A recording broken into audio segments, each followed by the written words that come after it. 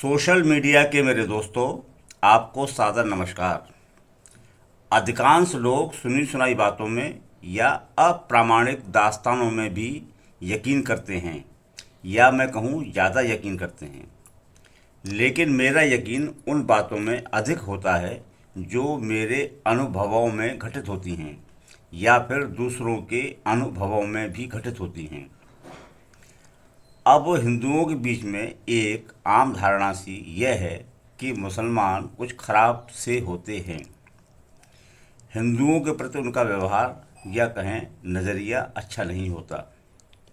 दिखावे के लिए भले ही वे भाईचारे की बातें करते हों, लेकिन उनके मन में हिंदुओं के प्रति एक छिपा हुआ वैर भाव सा होता है। कई कहानियाँ सुनाई जाती हैं और बताया जाता है कि मुसलमानों का कभी विश्वास नहीं करना चाहिए। ये बातें मैं भी सुनता था, सुनता रहा हूँ और अब भी सुनता हूँ। लेकिन मेरे मन में यह संदेह हमेशा उठता था कि ऐसा कैसे हो सकता है। मैं सोचता था कि जब हम सब इंसान हैं, मुसलमान भी इंसान हैं, तो उनके अंदर भी वे सभी फितरतें होंगी जो कुदरती तौर पर इंसानों में होती हैं। उनमें बुराइयां भी होंगी तो अच्छाइयाँ भी होंगी। और मेरे अनुभवों में ये आया कि मेरा सोचना ठीक ही था। मैं आपके समक्ष अपने कुछ अनुभव बयां कर रहा हूँ, जिनसे बातें थोड़ा और स्पष्ट होंगी। पहला मेरा अनुभव ये है कि 6 दिसंबर 1992, ये तारीख आप सबको याद होगी, क्योंकि इसी दिन जो बाबरी मस्जिद कहें या उसे बाबरी ढांचा कहे, विवादित ढांचा कहें, जो भी कहें, तो 6 दिसंबर 1992 को वो टूट गया था। और दोपहर के 2-2:30 बजे ये खबरें आने लगी थी कि ढांचा जो है तोड़ दिया गया है। उस समय मैं अपने एक मुसलमान दोस्त, जिनका नाम कसीम सहबाई है, जो कि एक विद्यालय में पहले अध्यापक थे, अब तो वो रिटायर हो गए और बहुत अच्छे वो शायर भी हैं, तो मैं उनके घर पर बैठा हुआ था। तभी माँ ये खबरें आने लगीं कि दंगा फैल सकता है और दंगा भड़कने की शुरुआत हो चुकी है और मस्जिद को जो है ढहा दिया गया, तोड़ दिया गया है।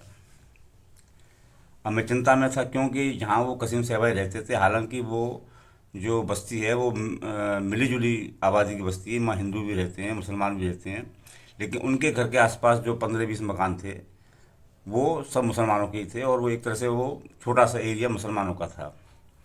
अब मुझे लगा मैं यहाँ घिर गया हूँ, थोड़ा निकलना मुश्किल पड़ जाएगा, क्योंकि सब लोग सड़कों पर गलियों में इकट्ठे होने लगे थे। मैं अकेला हिंदू हैं, चारों तरफ मुसलमान। तो मैंने सहबाई साहब से कहा कि भाई, मैंने कि ये तो बड़ी समस्या विकट आ गई। अगर ये दंगा भड़क गया तो मैं तो आपके घर में कैद हो जाऊंगा, घर जाना कैसे मुश्किल, घर वाले चिंता भी करेंगे। तो उन्होंने फिर कहा कि नहीं, चलो ऐसा है कि मैं आपको छोड़ के आता हूँ अपने साथ। तो उन्होंने पहले तो मेरे माथे पर टीका लगा हुआ था और सीधे हाथ पर कलावा बंधा हुआ था, तो उन्होंने मेरे माथे पर जो तिलक था उसको साफ करवाया, और टीके को जो कलावा था वो कमीज़ की बाह में बटन लगा करके उसको थोड़ा छिपा दिया।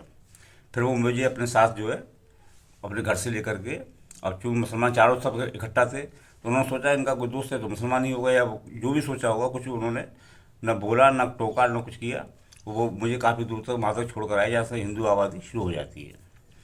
तो अगर सारे मुसलमान खराब ही होते तो उनके लिए तो बहुत अच्छा मौका था, और कि वो मुझको ऐसा ना करते और मेरा रक्षा ना करते और मुसलमान भाइयों को सौंप देते, मान लो। तो ऐसा नहीं है, अगर मुसलमान खराब ही होते तो मेरे साथ में ये घटना ऐसी नहीं घटित होती।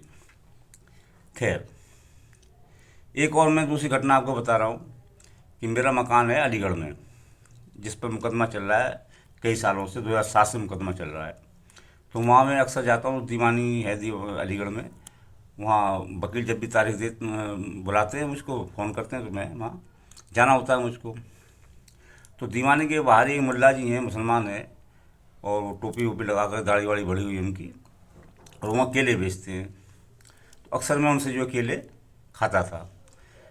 तो वो केले में अपना चाकू लगा के फिर उसमें अंदर मसाला भर के इस तरह देते थे, बड़े अच्छे लगते थे केले, तो खा लेता था। एक बार मैं गया तो उनके पास मैंने केले, कई भाई मुल्ला जी केले दे दो, तो केले देने लगे। तो मैंने कहा इसमें वो भर दो नमक और मसाला जो भरते हो आप। बोले अब नमक और मसाला भाई जी जो आपको नहीं मिलेगा 8-9 दिन तक। मैंने क्यों?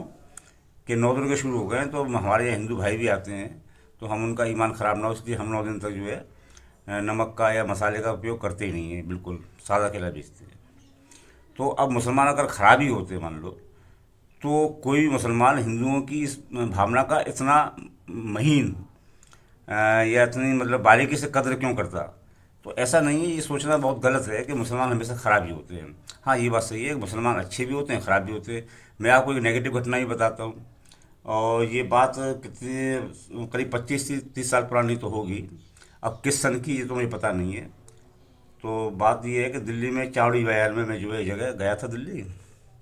तो मैं चावड़ी बाजार में दुकान थी, मैं छोले कुलचे में खाने लगा। तो पीछे से 5-6 मुसलमान लड़कों का एक टोल सा आया, धक्का दे करके वो दुकान पे आ गए, बढ़ने लगे। तो मैंने उनसे कहा, भाई ये क्या तरीका है, धक्का क्यों दे रहे हो, आराम से मतलब कि आप लो, धक्का क्यों दे रहे हो उस तरह से? तो उन्होंने कहा भाई जा रहा है नहीं जा रहा, काफर की औलाद पटेगा अभी। यार ना बड़े बदतमीज आदमी हो भाई तुम। तो फिर पीछे से एक बूढ़ा सा मुसलमान भी आया, टोपी लगाए हुए था वो भी, और दाढ़ी बड़ी हुई थी। उसने कहा काफर चलाया वरना काट के फेंक देंगे और तेरा पता भी नहीं चलेगा। ऐसे मुसलमान भी हैं, और जो मैंने आपको घटनाएं दो बताई वैसे मुसलमान भी हैं। तो सभी तरह के लोग हर तरह की उसमें आपको सोसाइटी में या हर तरह के समाज में मिल जाएंगे। तो ये 3-4 अनुभव जो मैंने बताए, 2-3 अनुभव आपको, तो इनसे यही स्पष्ट होता है कि इंसान अच्छे भी होते हैं और ख़राब भी होते हैं। अच्छे और ख़राब हिंदू होते हैं, जैन होते हैं, सिख होते हैं, ईसाई होते हैं। इसी तरह मुसलमान भी अच्छे और ख़राब होते हैं। इसलिए यह मान लेना या ये धारणा बना लेना उचित नहीं है कि मुसलमान हमेशा ख़राब ही होते हैं, कि सारे मुसलमान ख़राब ही होते हैं। आपने मेरे चैनल को सब्सक्राइब किया है, वीडियो को शेयर किया है, इसके लिए मैं आपका तहे दिल से शुक्रिया अदा करता हूँ।